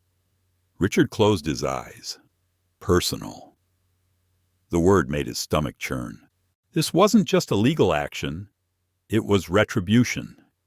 He gritted his teeth. No, not retribution. Justice. That was worse. Justice carried moral weight, and moral weight could topple even billion-dollar structures. "Book me a jet," he said finally. "I want to be in London before she steps foot out of her hotel." His assistant hesitated. "Sir, that's less than 7 hours." "Do it," Richard barked, the desperation cracking his voice. "Within the hour." He was in a chauffeured car, racing toward Teterboro Airport. The city sped past in blurred lights, indifferent to the crisis in his chest. The private jet waited, fueled and ready, a hollow luxury when compared to the storm awaiting him in Europe. Meanwhile, across the Atlantic, the chaos only deepened. At Heathrow, Aerodyne's UK operations were drowning. Airline executives had convened an emergency meeting in a sterile boardroom, their voices raised in panic and fury. Reports streamed and first-class passengers served nothing but crackers and fruit. Social media outrage climbing into the millions of impressions, journalists circling like sharks. "This is catastrophic," one executive said, his fists clenched on the table. "We've built our premium image around Aerodyne, and now, overnight, it's collapsing. Do you understand what our passengers are saying? That we've betrayed them, that we've lied to them." Another voice cut in. "Aerodyne isn't answering. They're hiding. The only person who can fix this is Ellington." The room fell silent at her name. Everyone knew it. Everyone in the industry owed some fraction of their luxury to her. She wasn't just another supplier. She was the architect of airborne dining as it existed today. "She's arriving this morning," the analyst added quietly. "Paris, Flight 4A2, Seat 2A. Back in the cabin of Flight 4A2, Maya Ellington opened her eyes to the dim glow of the overhead lights. The long night was nearly over. Outside her window, a faint line of dawn painted the horizon, pale and delicate against the endless black of the Atlantic sky. The engines hummed with steady certainty, oblivious to the turmoil unfolding thousands of miles below. Around her, passengers began to stir. "Mr. Harper stretched in his seat, rubbing his eyes before reaching for his tablet again. "Mrs." Davenport adjusted her silk scarf and ordered another glass of sparkling water with the smug entitlement of someone untouched by the undercurrents of the night. Karen moved briskly through the cabin, her voice bright and rehearsed, as if the confrontation hours earlier had never occurred. She offered warm croissants and fresh fruit, the breakfast service crisp and efficient. But when her eyes slid toward Maya's seat, her steps faltered just slightly, her smile tightening before she moved on. Charles, too, avoided her gaze, his authority now tinged with unease, though his face remained fixed in neutrality. Daniel approached quietly, a tray of pastries in his hands. He bent toward Maya's seat with a soft, almost conspiratorial tone. "Would you like something for breakfast, Dr. Ellington?" Maya looked at him, her expression gentle. "No, thank you," she said. "I'm fine." She wasn't fine, not in the conventional sense. Her stomach was empty, but her spirit was steady. She had no appetite for their offerings. What nourished her now was resolve, the certainty that she had answered insult not with silence, not with rage, but with precision. The announcement came over the intercom: descent into Paris. Seatbacks upright, trays stowed, belts fastened. The ritual of arrival unfolded, mechanical and routine. But for Maya, this was no ordinary landing. She had boarded the plane dismissed and diminished. She would step off it as the fulcrum upon which an empire turned. The plane touched down with a soft thud, the tires kissing the runway. The cabin filled with the sounds of movement bins opening, bags shuffled, passengers eager to disembark. Maya remained seated, calm, her carry-on bag neatly at her feet. She waited until the aisle cleared before standing, her posture graceful, unhurried. Karen watched her, just briefly, as she stepped into the aisle. There was something in her gaze confusion, perhaps even suspicion, as though she sensed, without understanding, that she had underestimated the woman in 2A. Maya didn't look back. She walked down the jet bridge, into the bustle of Charles de Gaulle Airport, the noise of announcements, the rush of travelers, the hum of a city waking up surrounded her. She moved through it all with quiet purpose, a single suitcase trailing behind her. In London, Richard Halden's jet cut through the night sky, racing to meet her. He clutched a folder in his lap, filled with emergency proposals drafted by his exhausted legal team, concessions, apologies, promises of reform, all weapons of a man who had already lost but didn't yet know the depth of his defeat. He stared out the window at the dark ocean below, imagining the woman on the other flight. He had never met her, but already he hated her power, feared her resolve, and yet he also knew that only she could save him now. As Maya cleared passport control in Paris, her phone buzzed gently in her bag. She retrieved it, glancing at the screen. Messages from Jordan, updates on the chaos, confirmation that Aerodyne's systems had indeed collapsed as predicted, confirmation that calls from Richard Halden had gone unanswered, redirected into silence. Maya smiled faintly, slipping the phone back into her bag. She hailed a taxi outside the terminal, the crisp Parisian air filling her lungs. The city stretched before her, timeless and beautiful, unaware that it was now the backdrop for a reckoning that would ripple across the globe. In London, the Aerodyne Board convened their emergency call. Voices sharp with blame and desperation. Shareholders threatened revolt. Airlines threatened lawsuits. Executives scrambled for explanations. And through it all, one name repeated again and again. Dr. Maya Ellington, on the ground in Paris. She sat quietly in the back seat of a taxi, watching the streets blur past. She was not triumphant. She was not vengeful.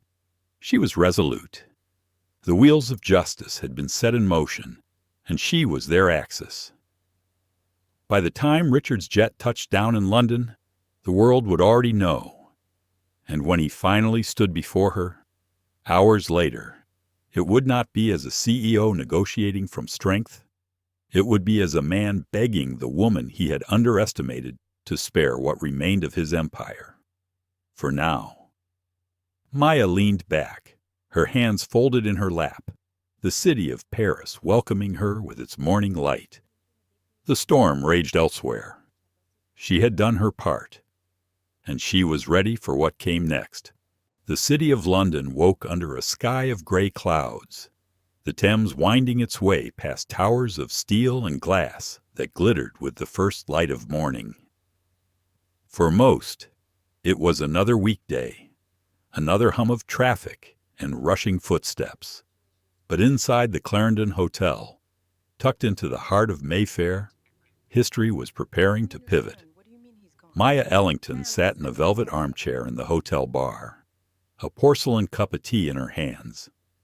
She had chosen the spot deliberately private enough to keep prying eyes away, public enough to remind her guest that he was not in control.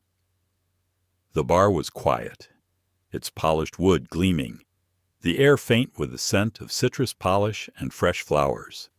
It was a place of calm dignity, a fitting stage for the moment ahead. She sipped her tea slowly, her posture unhurried. To anyone watching, she looked like a guest enjoying her morning, her carry-on bag discreetly tucked by her feet. But inside, she was measured steel. She had set the terms simply. Richard Halden would meet her here at 10 o'clock. 5 minutes, no more. That was all she offered. At precisely 9:58, the glass doors swung open. Richard Halden entered with the gait of a man who was usually obeyed without question, but now walked beneath the weight of desperation. His suit was impeccable but rumpled from travel, his tie askew, his eyes rimmed with exhaustion. He had not slept. He could not. He scanned the room and found her instantly. For a moment, he froze. The woman in the armchair did not radiate wealth or aggression. She was not surrounded by lawyers or bodyguards. She sat alone, calm, sipping tea. And yet Richard felt as though he had stepped into an arena with an opponent who had already defeated him. "Dr. Ellington," he said, his voice rough, betraying nerves he was unaccustomed to. Maya gestured to the chair across from her. "Mr. Halden, please, sit." He obeyed, lowering himself into the chair.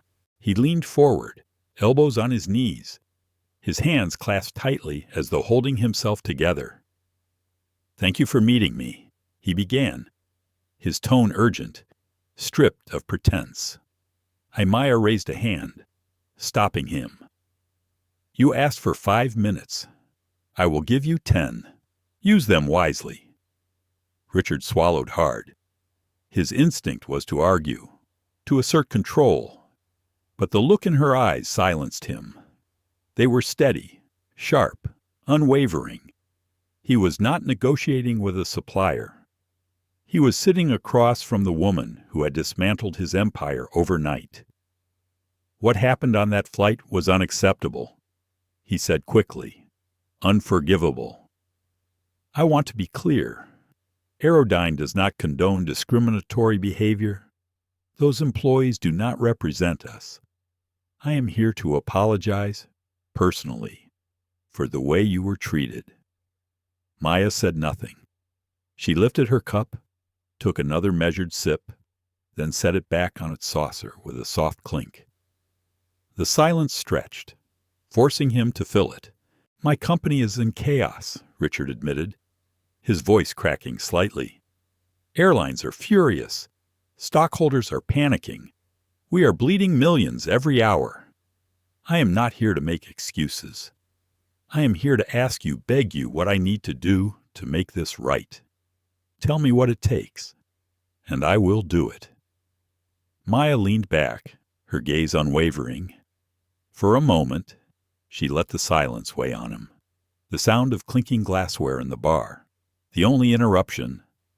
Then she spoke, her voice quiet but cutting. "What I want, Mr. Halden, is for you to understand.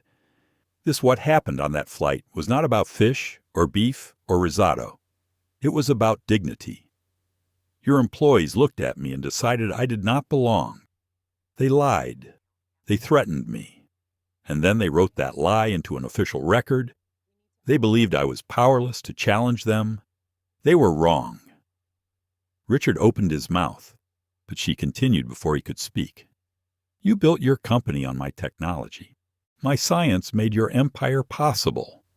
And yet, the very people serving your clients treated me like an intruder in a seat I paid for. That is not just an insult. That is a rot at the core of your culture." Richard's throat tightened. He could not deny it. "Not here. Not now. I know," he said softly. "You're right. I allowed it to fester. And now I will do whatever it takes to correct it."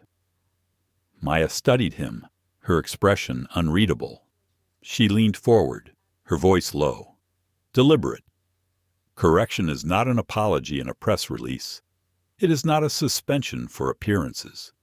Correction must be systemic, permanent, visible." Richard nodded, desperation flickering in his eyes. "Then tell me what you want. Name it, and it will be done." Maya's eyes sharpened. "First, the individuals responsible are to be terminated immediately, not suspended, not reassigned, terminated, with cause documented as discriminatory misconduct. Their names will not vanish quietly into transfers. They will be marked for what they chose to be." Richard hesitated only for a second before nodding. "Consider it done. I'll call Global Skies myself. Second," she continued, "your company will implement mandatory diversity and inclusion training across every level. Not a hollow slideshow. A real program, designed by experts, rigorous, repeated, enforced. Every employee, from kitchen staff to senior executives, will complete it. And so will every flight attendant working with your partner airlines." Richard's mouth opened, then closed again. The cost would be astronomical, the logistics nightmarish. But he nodded. "Yes, we'll do it." "Third," Maya said, her voice unwavering, "Aerodyne will fund an endowment, a foundation in my name, the Dr. Maya Ellington Fellowship for Women of Color in STEM. You profited from my intellect while diminishing my person. Now your resources will build pathways for those who come after me. It will be substantial. 8 figures, non-negotiable." Richard's face blanched. 8 figures, tens of millions. But there was no space for protest. "Agreed," he whispered. "Fourth," Maya said, her tone harder, "your complaint system will be rebuilt. No more burying passenger grievances under paperwork and excuses. Any complaint involving discrimination, bias, or harassment will bypass your chain of command entirely. It will be investigated by an independent unit.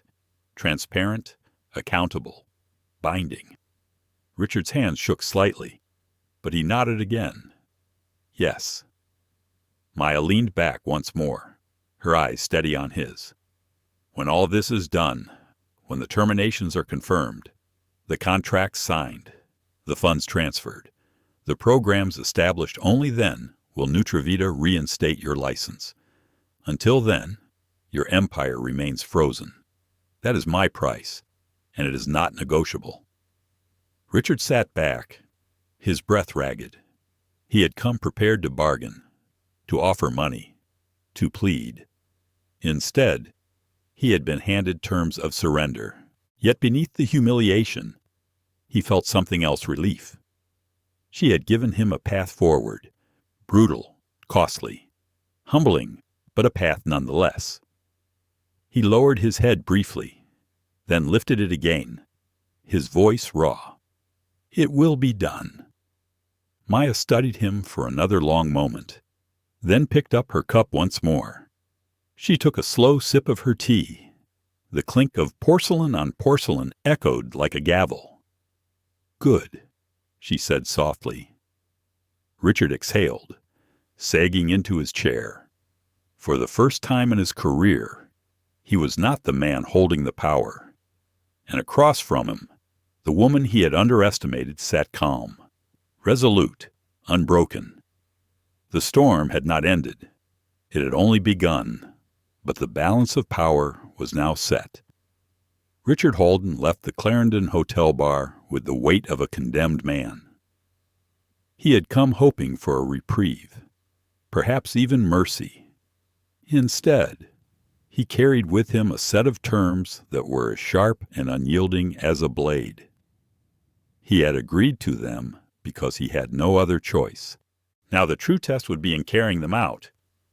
The first step came quickly. Within an hour of leaving Maya's presence, Richard was on a secure call with the CEO of Global Skies, his voice stripped of its usual arrogance. "You have 2 employees on Flight 482, Richard said, his tone low but urgent. A flight attendant named Karen Whitmore and a purser named Charles Grant. They are to be terminated immediately. Not suspended, not reassigned, terminated, with documentation citing gross misconduct and discriminatory behavior." The airline CEO sputtered in disbelief. "You can't just, I can." Richard cut him off sharply, his voice hardening. "And I will. If you don't comply, Aerodyne will withdraw entirely from your fleet. Every single one of your long-haul flights will lose premium service overnight. Do you understand what that would mean?" There was a pause on the line, heavy with the realization of what was at stake. Then came the reluctant response: "Fine. It will be done." By late afternoon, the notices were drafted, signed, and delivered. Karen and Charles were called separately into small, sterile offices at Heathrow. Each expected perhaps a warning, perhaps a suspension. Instead, they were handed termination papers with language so stark it left them reeling. Gross misconduct, documented discrimination, effective immediately. Karen stared at the sheet in disbelief, her hands trembling. "This is ridiculous. I didn't do anything wrong." She was the one making a scene. The HR officer across from her said nothing, his eyes flat with exhaustion. He had been instructed not to argue, not to explain, only to execute. Charles reacted with indignation, his face flushing. "I've been with this company 20 years. You're firing me over one passenger complaint again. No reply. Just the paper, the signatures, the finality of a career ended not with applause, but with a cold stamp of failure." Both left the building in stunned silence. Their uniforms surrendered, their ID cards confiscated. Their names, once just lines on a roster, were now etched in disgrace across an industry that had no room for them anymore. Meanwhile, Richard's team scrambled to fulfill the next condition. His CFO nearly fainted when he saw the draft of the fellowship fund. Tens of millions earmarked for a foundation that bore Maya's name, the Dr. Maya Ellington, Fellowship for Women of Color in STEM. It wasn't just money, it was a symbol. a permanent reminder that their downfall had birthed a movement larger than any of them. Lawyers drafted documents at a pace that made their hands ache, reshaping contracts, creating clauses, building the skeleton of the independent complaint system Maya had demanded. They debated, they argued, but ultimately, they obeyed. Richard had been clear there would be no shortcuts, no attempts to water down her terms. She had left him no wiggle room. In Paris, Maya watched it all unfold from a quiet hotel suite overlooking the Seine. Her phone buzzed periodically with updates from Jordan Lee, each message short, precise, confirming that her demands were being carried out exactly as specified. Karen and Charles terminated, fellowship fund established, with initial transfer pending, complaint unit under construction, legal team compliant, training program consultants engaged, framework approved. Maya read each message with the same calm detachment with which she had typed her command the night before. She did not gloat. She did not rejoice. She simply acknowledged the progress and moved on. That night, she walked along the river, the air cool, the city lights reflecting on the water. Paris was alive with laughter and music, couples strolling hand in hand, children running along cobblestones. To them, the storm raging in boardrooms and airports was invisible. To her, it was a quiet symphony of justice. She paused on a bridge, her hands resting lightly on the stone railing. She thought again of her mother, of her father, of all the people who had endured indignities without the power to fight back. She thought of the girl at the science fair, of the young student at the podium, of all the moments when she had been told she didn't belong. Tonight, she knew she had carved space not only for herself, but for those who would come after.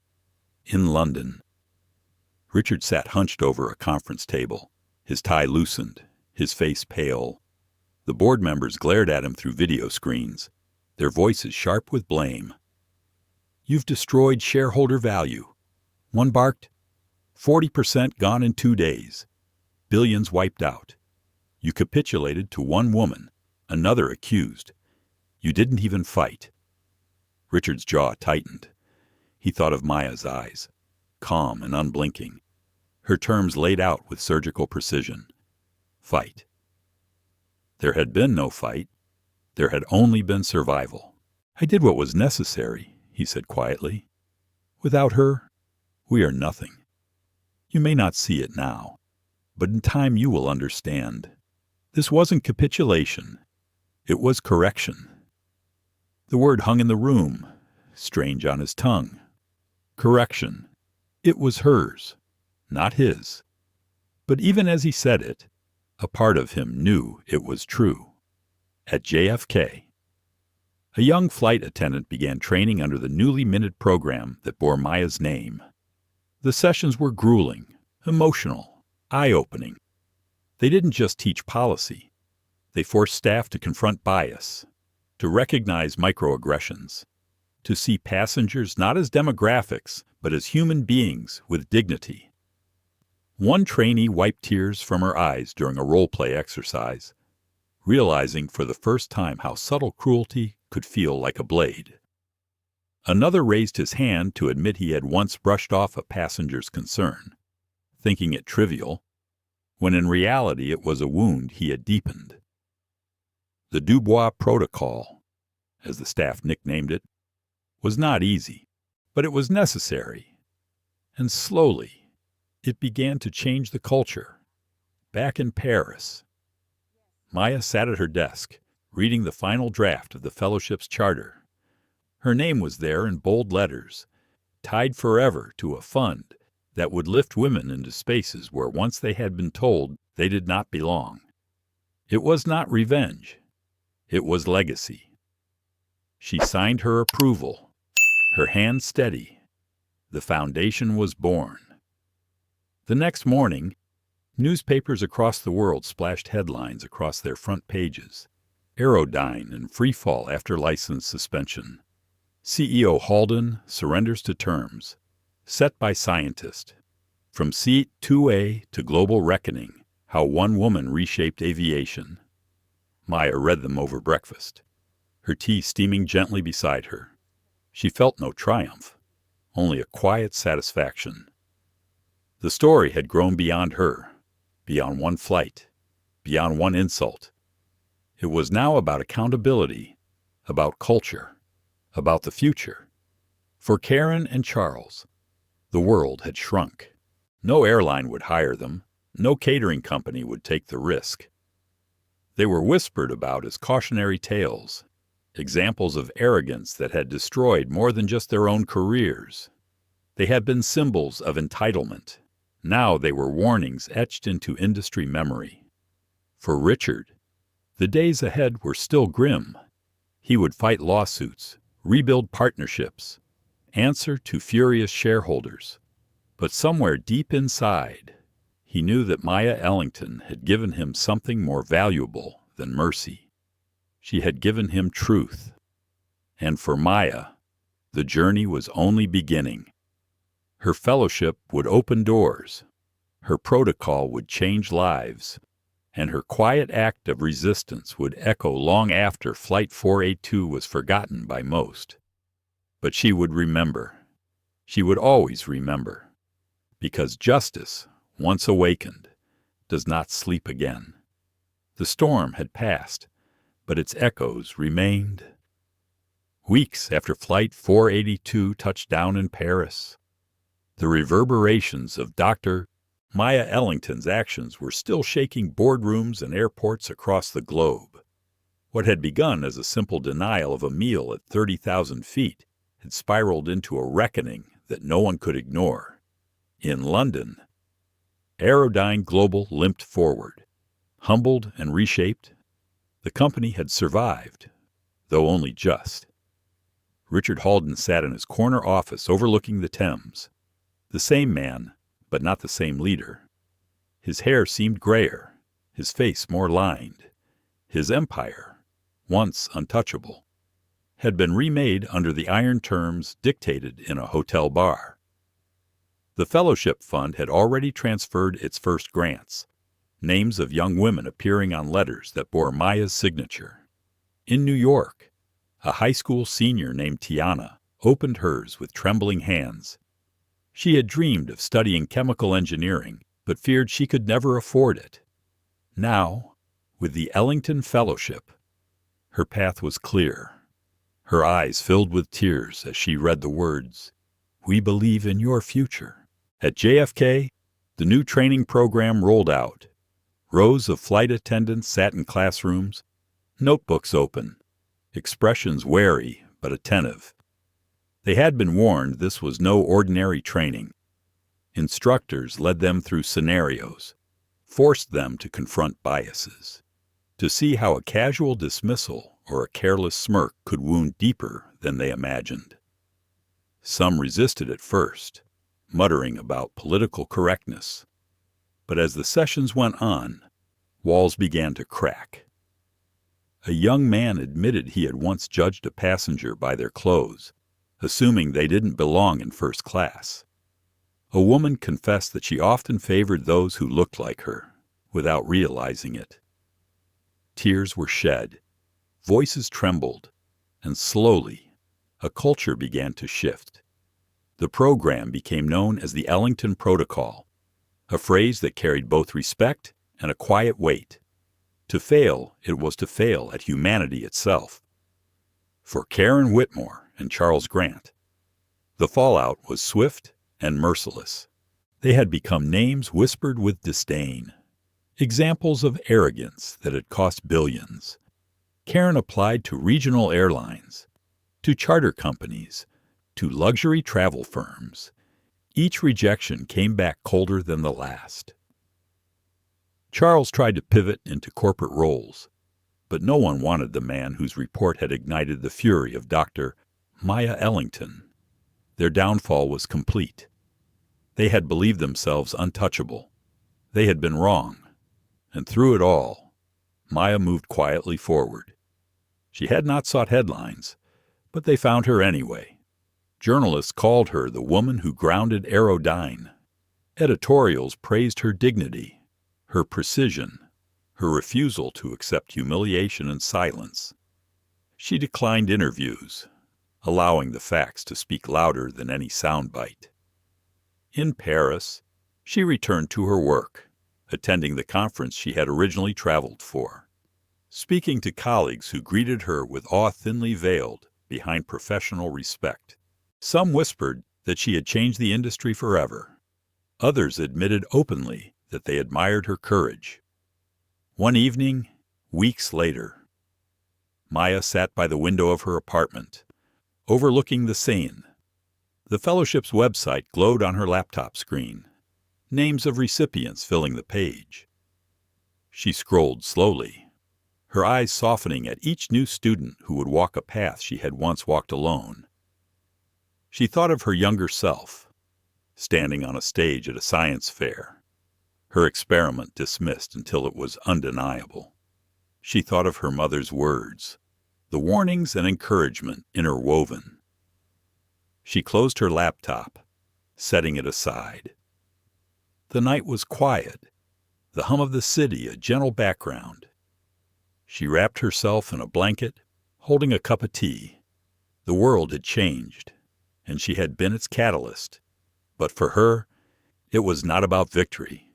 It was about balance restored, about dignity defended, about a culture corrected. In London, Richard Halden addressed his board once more. He looked around at the faces of men and women who had once feared nothing but profit margins. Now, they feared something deeper, accountability. "We lost billions," he admitted, his voice steady, almost resigned. "But we gained a lesson we cannot afford to forget. Our power was never absolute. It was borrowed, and it was built on the work of others, work we disrespected, work we diminished. That is over now." Some board members shifted uncomfortably, but none challenged him. They knew the truth. In airports across the world, small changes began to show. A flight attendant offered extra care to a nervous passenger. A purser documented an incident of bias with honesty rather than deflection. A culture that had once brushed aside complaints now paused, listened, and acted. The legend of Flight 482 spread quietly but steadily. Not every detail was known, not every truth revealed, but within the industry, the story was clear. One passenger had toppled a giant, not with fury, but with precision. One act of quiet dignity had rewritten the rules. Months later, on a trans-Pacific flight from Los Angeles to Tokyo, a young flight attendant named Sarah found herself in a familiar situation. An elderly passenger struggled to lift her bag into the overhead bin. A businessman behind her sighed loudly, impatient, muttering about delays. Sarah stepped forward, smiling warmly. "Let me help you with that, ma'am," she said, lifting the bag with ease. Then she turned to the businessman, her voice calm but firm. "Thank you for your patience, sir. May I offer you a drink on the house once we're in the air?" The tension dissolved instantly. The elderly passenger smiled with relief. The businessman nodded with surprise, mollified. It was a small act, ordinary, almost forgettable, but it was proof. The culture was changing. The lessons of Flight 482 lived on. Back in Paris, Maya received an email notification. It was a message from one of the fellowship recipients, a young woman studying engineering in Chicago, Dr. Ellington. The email read, "I just wanted to thank you. Without your fellowship, I would never have been able to pursue my dream. You've given me not just funding, but belief. I hope one day I can change the world, the way you did." Maya read the words twice, her eyes glistening. She typed a simple reply. "You don't have to change the world. Just refuse to let it change you. That will be enough." She pressed send, leaned back, and let the quiet of the evening wash over her.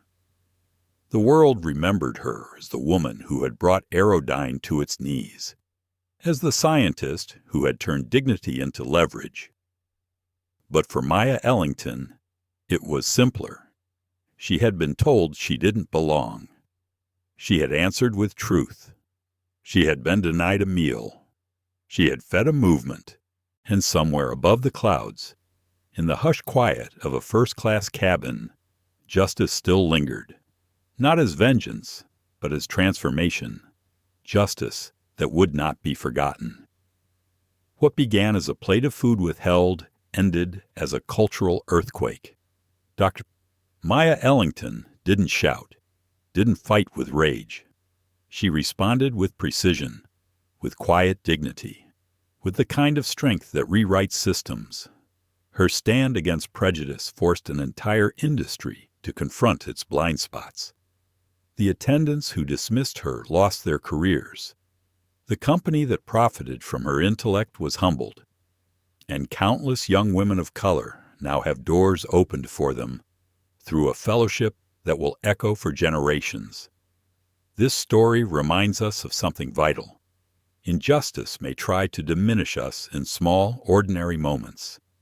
But if we refuse to bend, if we hold firm to dignity, even a whisper can bring down walls built on arrogance. As you leave this story, ask yourself, how would you have acted if you had witnessed what happened in seat 2A? Would you have looked away or stood up? If this tale moved you, if you believe dignity should never be negotiable, then honor it like this video, share it with others, and subscribe to our channel. More stories of truth, justice, and transformation are coming, and you won't want to miss the next one.